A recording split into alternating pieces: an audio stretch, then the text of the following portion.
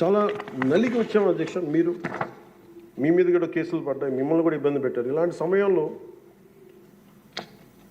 One caution all of us వ్యక్తిగతంగా నేను తీసుకున్న అధ్యక్ష, నా పార్టీ వ్యక్తులు కూడా చెప్తా ఉన్నాను, ఇది ప్రజలకు కూడా తెలియజేస్తాం. గత 5 సంవత్సరాల కాలం నలిగిపోయాం అధ్యక్ష. మేమందరం గౌరవ ముఖ్యమంత్రి గారు ఎంత నలిగిపోయారు మనందరికీ తెలుసు. ఎంత ఇబ్బంది పడ్డారు, ఇంట్లోంచి ఆడవాళ్ళు బయటికి రావాలంటే ఇబ్బంది పడ్డారు.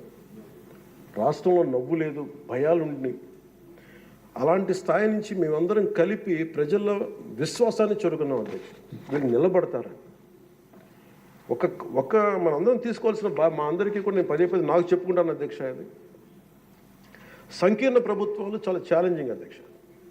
ఒక పార్టీ అయితే ఇబ్బంది లేదు, కానీ మన అదృష్టమో ఏదో దురదృష్టమో తెలియదు, కానీ సంకీర్ణ ప్రభుత్వం వచ్చింది మనది. అది ఎటు తీసుకున్నా కానీ our commitment is for people అధ్యక్ష. మేము ఎన్నిసార్లు కూడా చాలాసార్లు గౌరవ ముఖ్యమంత్రి గారికి నాకు నన్ను ఇబ్బంది పెట్టి చాలామంది చాలా రకాల వ్యాఖ్యలు చేసినప్పటికీ కూడా మేము బలంగా కలిసి ఉంటాం అనడానికి ఇది వారి గురించో నా గురించో లేదంటే లోకేష్ గారి గురించి ఇంకెవరి గురించే కాదు. ఇది we have committed for people అధ్యక్ష. మేము ఆంధ్రప్రదేశ్ ప్రజల కోసం మేము నిలబడి ఉన్నాం అధ్యక్ష. ఇబ్బందిగా ఉంటాయి కొన్ని కానీ సంకీర్ణ ప్రభుత్వం కలిసి లేకపోతే మటుకు ప్రజలకి మేము ద్రోహం చేసిన వాళ్ళం అధ్యక్ష. ఎట్టి పరిస్థితుల్లో కూడా అధ్యక్ష మేము మీకు మాటిస్తున్నాం, ప్రజలకు మేము మీ ద్వారా మాటిస్తున్నాం. మాలో ఎన్ని ఇబ్బందులు ఎన్ని ఇట్లాంటివి వచ్చినా, ఎవరన్నా మాట్లాడిన గౌరవ సభ్యులు ఎవరన్నా మాట్లాడిన మేము ఇట్లా అధిగమించి ప్రజల్లో మన్నను చూరుకొని 15 సంవత్సరాలు ఖచ్చితంగా మా ఎన్డీఏ ప్రభుత్వం ఉంటుంది. ఎన్ని ఇబ్బందులు ఉన్నప్పటికీ కింద పడతాం, మీద పడతాం, అవి మా ఇంటి విషయాలు అధ్యక్ష. అవి మన ఇంటి విషయాలు, అవన్నీ మన ఎన్డీఏ కూటమి విషయాలు, మన కుటుంబ విషయాలు. కింద పడతాం, మీద పడతాం, ఒక మాట అనొచ్చు, ఇంకోటి అనొచ్చు, నాకు ఏం అభ్యంతరం. కానీ ఇంకొకసారి మటుకు గవర్నర్ గారికి గౌరవం ఇవ్వని వ్యక్తుల పార్టీ మటుకు ఈ సభలో అడుగు పెట్టకూడదు. వాళ్ళకి కూడా అధికారం రాదు.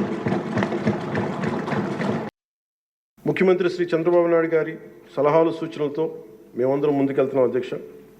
అదేవిధంగా ఎన్ని ఆర్థిక ఇబ్బందులు ఉన్నప్పటికీ ఎన్నికల్లో ఇచ్చిన హామీలని చిత్తశుద్ధిగా చేసేలాగా నిరూపించుకుని మనకు పూర్తి చేసేలాగా ఒక్కొక్క అడుగు వేస్తూ రాష్ట్ర ప్రభుత్వం పనిచేస్తూ ఉంది.